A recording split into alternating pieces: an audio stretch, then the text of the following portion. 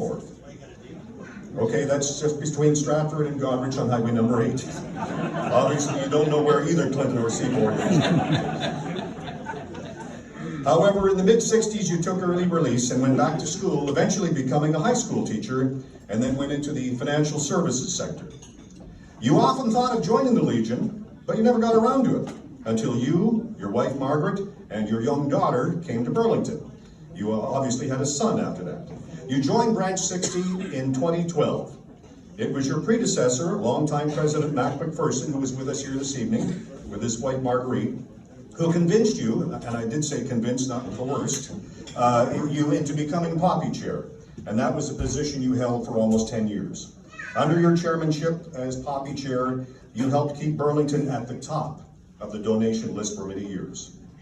Since passing the presidential torch to our new President, Murray Sutherland, you've had a personal challenge on your hands. No sooner had you passed the gavel than you were diagnosed with cancer, and you've undergone 2 rounds of surgery, and recently some new medication, which we all hope will do the trick for you. I want you to know that we're all pulling for you, and we're here to support you and Margaret and your son and daughter in any way we can. Now I'd like to call upon our Veterans Liaison Officer, Dan Lozon, to make a special presentation, veteran to veteran.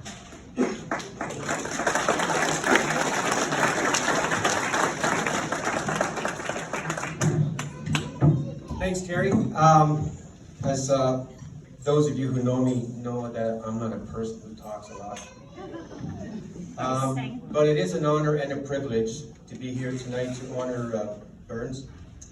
And from a veteran to veteran and friend to friend, it is an honor to be presenting to you this plaque for all the hard work you've done for the Legion and the Poppy Fund.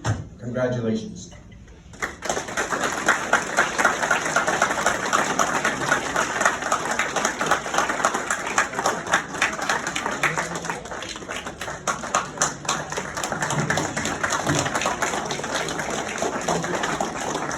This was a very humbling experience, actually.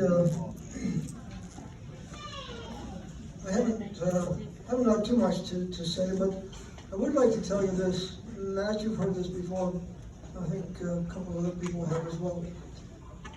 When I first started at Branch 60, I was out distributing poppies, one poppy campaign, in a store in Burlington, and I was sitting there at my table with all the paraphernalia laid out and the poppies in a big bowl and so on.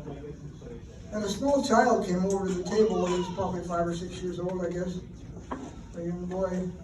And he was fascinated by all the stuff I had on the table. He was looking at it all. And his father, I assume it was his father, he took him away anyway, rushed over and took his hand and said, "Come on," he said, "I don't want you to have anything to do with these people who glorify war." And they took off. Well, I didn't have the chance to tell him that at the Legion we do not glorify war. As a matter of fact, there's no glory in war. War is one of the most horrific, tragic endeavors that mankind has ever devised, and there's just no glory in it.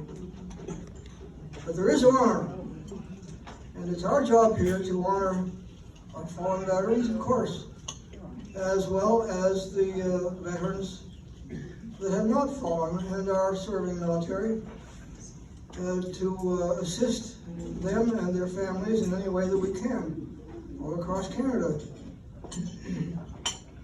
That's our job. I guess you could say honor is our business.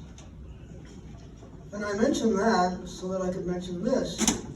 During the year and a half or so, almost 2 years that we had our COVID problems,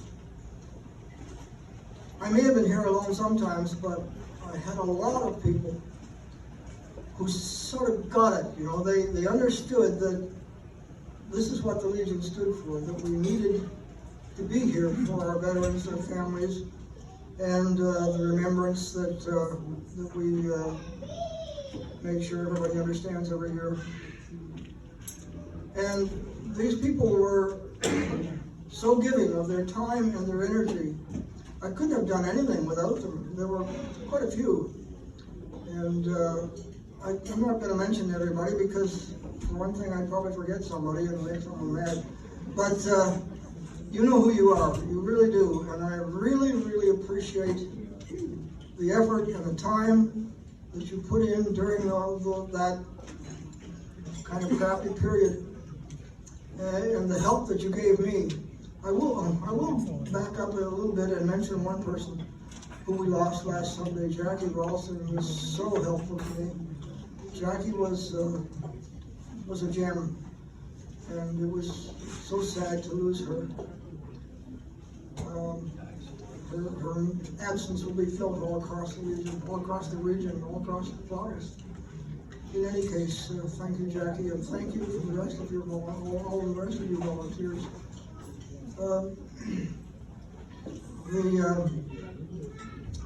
I have something else I wanted to say. What was it?